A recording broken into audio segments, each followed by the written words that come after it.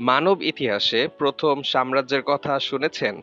৪,৩০০ বছর আগে মেসোপটেমিয়ায় গড়ে উঠেছিল আক্কাদীয় সাম্রাজ্য।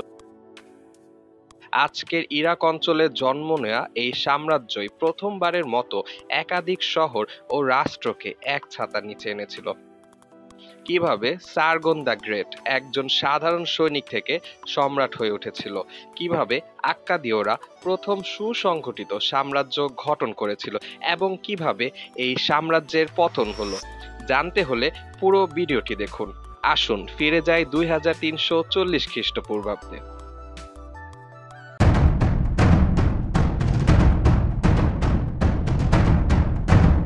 আজ থেকে প্রায় ৪,০০০ বছর আগে প্রাচীন ইরাকের দোজলা ও ফরাত নদীর মাঝখানে মেসোপটেমিয়া সভ্যতার অস্তিত্ব ছিল, যেখানে একাধিক স্বাধীন শহর ও একাধিক স্বাধীন রাষ্ট্রের অস্তিত্ব ছিল এবং এসব অঞ্চলে সুমেরীয় ও সেমিটিক জনগোষ্ঠীর বসবাস ছিল। মেসোপটেমিয়ার একাংশ ছিল স্বাধীন উরুক শহর, যা ছিল প্রথম নগর রাষ্ট্র, এবং তারাই কিউনিফর্ম লিপির আবিষ্কারক এবং তারাই প্রশাসনিক রেকর্ড সংরক্ষণ করত এবং বড় বড় মন্দির ও ভবন নির্মাণ করেছিল, এবং উরুকরাই তাদের উত্তরাধিকারীদের ক্ষমতায় বসিয়ে রাজতন্ত্র পদ্ধতির সূচনা ঘটায়। মেসোপটেমিয়াতে উরুক, কিশ, লাগাস, উম্মা নামের ইত্যাদি স্বাধীন শহর বা রাষ্ট্র ছিল এবং প্রতিটি শহরে নিজস্ব রাজা ছিল এবং তারা প্রায় পরস্পরের বিরুদ্ধে যুদ্ধ করত। আক্কাদীয় সাম্রাজ্যের প্রতিষ্ঠাতা রাজা সর্গনের জন্ম হয়েছিল কিশ শহরে এবং তার মা ছিল সুমেরীয় দেবী ইশতারের প্রধান পুরোহিত। সার্গনকে তার মা গোপনে জন্ম দিয়েছিল এবং পিতৃহীন বলে তাকে ঝুড়িতে ভরে নদীতে ভাসিয়ে দিয়েছিল, এবং নবজাতক সার্গনকে উদ্ধার করেছিল কিশ সম্রাট উর-জাবার প্রাসাদের মালি, এবং সেই মালি তাকে লালন পালন করেছিল এবং বাল্যকালে সার্গন মালির কাজ করে এবং কিশোরকালে সে সম্রাটের মত পরিবেশক হিসেবে দায়িত্ব পালন করে। কিশ শহরের সম্রাটের সাথে উম্মার শহরের রাজা লুগাল জাগেসির যুদ্ধ হচ্ছিল। তখন কিশ সম্রাটকে বিভিন্ন পরামর্শ দিয়ে সার্গন রাজার ঘনিষ্ঠ উপদেষ্টা হয়ে ওঠে। এক রাতে সার্গন স্বপ্ন দেখে যে দেবী ইশতার কিশ সম্রাট উর-জাবাকে হত্যা করেছে। সার্গনের এই স্বপ্নের ব্যাখ্যা দেওয়া হয় যে সার্গন যদি সম্রাটকে হত্যা করে তাহলে সার্গন পরবর্তী সম্রাট হবে। স্বপ্নের ঘটনা শুনে রাজা উর-জাবা সার্গনকে হত্যার সিদ্ধান্ত নেয়। অপরদিকে কিশ ও উম্মা শহরের মধ্যে একটি শান্তি চুক্তি হয়েছিল, যার ফলে কিশ সম্রাট সার্গনকে উম্মার সম্রাটের কাছে হস্তান্তর করে এবং গোপনে একটি চুক্তি সম্পাদন করে, যেখানে উম্মার সম্রাট লুগালকে সার্গনকে হত্যা করতে বলা হয়। কিন্তু পূর্ব শত্রুতার জেরে কিশ সম্রাটের প্রস্তাব প্রত্যাখ্যান করে উল্টো সার্গনকে সাথে নিয়ে কিশ সম্রাট উর-জাবাকে পরাজিত করে, যার ফলে সার্গন কিশ শহরের সম্রাট হয়ে ওঠে এবং কিশ ও তার অধীনস্থ শহরে সার্গন তার পরিবারের লোকদের গুরুত্বপূর্ণ পদে অধিষ্ঠিত করে, যার মধ্যে অন্যতম ছিল সার্গনের কন্যা এনহেদুয়ানা, যিনি ছিলেন পৃথিবীর প্রথম মহিলা কবি। পরবর্তী সময়ে সার্গনের সাথে সম্রাট লুগাল জাগেসির সম্পর্কের ফাটল ধরে, যা পরবর্তীতে যুদ্ধ পর্যন্ত গড়ায়, এবং সার্গন লুগাল জাগেসিকে বন্দী করে উম্মার শহরও দখল করে। এরপর সার্গন দি গ্রেট একের পর এক শহর ও ছোট ছোট রাষ্ট্র দখল করে নেয় এবং নতুন একটি শহর গঠন করে এবং একটি রাজধানী তৈরি করে, এবং সেই রাজধানীটির নাম দেয় আক্কাদ, এবং এই শহর থেকেই আক্কাদীয় সাম্রাজ্যের উত্থান ঘটে। মেসোপটেমিয়ার একাংশ দখল করেও সার্গন শান্ত হয়নি। সে গোটা মেসোপটেমিয়া, পারস্যের একাংশ, লেভান্ট অঞ্চল, আনাতোলিয়া পর্যন্ত তার সাম্রাজ্য বিস্তার করে এবং আক্কাদীয় সাম্রাজ্য গঠন করতে সার্গনের 14 বছর সময় লেগেছিল।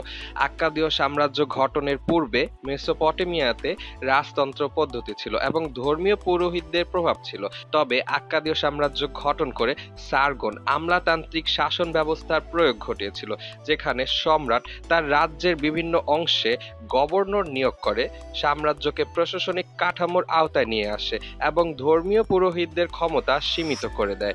আক্কাদীয় সাম্রাজ্যে সুমেরীয় জনগোষ্ঠী এবং তাদের ধর্মের প্রভাব ছিল। সার্গন নিজেও দেবী ইশতারের পূজা করত, যার ফলে মেসোপটেমিয়াতে ইশতারের অনুসারী ব্যাপক বৃদ্ধি পেয়েছিল। সার্গন সাম্রাজ্যের প্রশাসন, ধর্মীয় রীতিনীতি, অবকাঠামো ও বাণিজ্যিক কাঠামোতে বিশেষ নজর দেয়। তার সময়কালে সাম্রাজ্যে সামরিক শক্তির উন্নয়ন ঘটে এবং সার্গন সাম্রাজ্যের জন্য স্থায়ী সেনাবাহিনী গঠন করে। তার সময়কাল থেকেই আক্কাদীয় সাম্রাজ্যে আক্কাদ ও সুমেরীয় সংস্কৃতির, সাহিত্য ও ধর্মচর্চার উন্নতি ঘটে। সার্গন দি গ্রেট প্রায় ৫৫ বছর সাম্রাজ্য শাসন করে এবং ২২৭৯ খ্রিস্টপূর্বাব্দে শান্তিপূর্ণভাবে তার মৃত্যু হয় এবং তারপর আক্কাদীয় সাম্রাজ্যের সম্রাট হন সার্গনের ছেলে রিমুস। তবে তার শাসনকাল ছিল মাত্র ৮ বছর এবং তিনি তার শাসনামলে সাম্রাজ্যের অস্থিতিশীলতার সম্মুখীন হয়েছিল। মূলত সার্গনের মৃত্যুর পরই সাম্রাজ্যে বিদ্রোহ ও অভ্যন্তরীণ সমস্যার সৃষ্টি হয়। রিমুসকে সাম্রাজ্য টিকিয়ে রাখতে বেশ সমস্যার সম্মুখীন হতে হয়েছিল। বিদ্রোহ দমন করতে তার জন্য কঠিন হচ্ছিল, যার মধ্যে অন্যতম উর ও লাগাস শহরের বিদ্রোহ, এবং তা দমন করতে রিমুসকে বেশ কঠোর পদক্ষেপ নিতে হয়েছিল। বিদ্রোহ দমন করতে করতে বিদ্রোহীদের হাতে রিমুস নিহত হয় এবং তার ভাই ও সার্গনের আরেক পুত্র মানিসু আক্কাদীয় সাম্রাজ্যের শাসনভার গ্রহণ করে। এবং মানিসু ছিল আক্কাদীয় সাম্রাজ্যের তৃতীয় সম্রাট, যিনি সাম্রাজ্যের বিদ্রোহ দমন করতে সফল হয়েছিল। তবে গুতিয়ান বিদ্রোহীদের প্রভাব কমাতে পারেনি। তিনি প্রশাসনিক কাঠামোকে পুনরায় শক্তিশালী করেন এবং পিতার মতো ধার্মিক ছিলেন। সম্রাট মানিসু সাম্রাজ্যের শক্তি ফিরিয়ে আনে বিভিন্ন যুদ্ধ ও অভিযানে সফল হয়ে। তার শাসনামলে শিল্প, সাহিত্য, স্থাপত্যের উন্নতি ঘটে। সম্রাট মানিসু প্রায় ৪৫ বছর সাম্রাজ্য শাসন করেছিল এবং ভঙ্গুর সাম্রাজ্যকে পুনরুজ্জীবিত করে তোলে। তার মৃত্যুর পর তার পুত্র ও সার্গনের দৌহিত্র নরাম সিন আক্কাদীয় সাম্রাজ্যের সম্রাট হন। সম্রাট সার্গনের পর আক্কাদীয় সাম্রাজ্যের চতুর্থ সম্রাট নরাম সিন সবচেয়ে প্রভাবশালী সম্রাট ছিল। তার সময়কালে আক্কাদীয় সাম্রাজ্যে স্বর্ণযুগ ছিল এবং নরাম সিন যুদ্ধের মাধ্যমে সাম্রাজ্যকে ইরান থেকে তুরস্ক ও মেসোপটেমিয়ার অবশিষ্ট অংশ জয় করে। তিনি সম্রাট হিসেবে নিজেকে দেবতা ঘোষণা করে এবং অন্য দেবদেবীর মতো তারও পূজা করা বাধ্যতামূলক ছিল। তার শাসনামলে তিনি রাজা ও দেবতাদের মধ্যে পার্থক্য মুছে ফেলেছিল। তার সময়কালে সাম্রাজ্যে বহু সংস্কৃতির মিশ্রণ ঘটেছিল। তিনি সাম্রাজ্যকে সর্বোচ্চ শিখরে নিয়ে গিয়েছিল। তিনি প্রায় ৫৪ বছর আক্কাদীয় সাম্রাজ্য শাসন করে এবং তার শাসনামলের শেষের দিকে সাম্রাজ্যে বিদ্রোহ, প্রশাসনিক বিশৃঙ্খলা ও প্রাকৃতিক দুর্যোগ হয়, যার ফলে সাম্রাজ্য ক্ষতিগ্রস্ত হয়। সাম্রাজ্যের করুণ পরিণতি দেখে এবং এলমি ও গুটিয়ান বিদ্রোহীদের বিরুদ্ধে যুদ্ধে তিনি নিহত হন এবং ভঙ্গুর সাম্রাজ্যের পরবর্তী সম্রাট হন নরাম সিংহের পুত্র সরকালি সারি। তার সময়কালে সাম্রাজ্য পুনরায় বিদ্রোহীদের আক্রমণের শিকার হয়। চারদিক থেকে আক্কাদীয়রা হামলার শিকার হন। এছাড়া দীর্ঘ খরা অনেকটা দুর্বল করে দেয় সাম্রাজ্যকে। গুতিয়ান বিদ্রোহীদের সর্বাত্মক আক্রমণে সম্রাট সরকালি সারি সাম্রাজ্য রক্ষা করতে পারেনি। গুতিয়ানরা রাজধানী আক্কাদ দখল করে।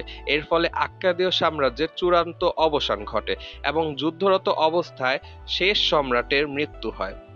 আক্কাদীয় সাম্রাজ্য কয়েকটি অংশে ভাগ হয়ে যায় এবং ব্যাবিলন, পারস্য সহ বেশ কয়েকটি শক্তি এই অঞ্চল শাসন করেছিল। পৃথিবীর প্রথম সাম্রাজ্য, যার কাছ থেকে প্রশাসন, ভাষা, আইন, সামরিক কৌশল পরবর্তী জাতিরা শিখেছে। আক্কাদীয় সাম্রাজ্যের কোন দিক আপনাকে মুগ্ধ করেছে? আপনার মতামত জানান।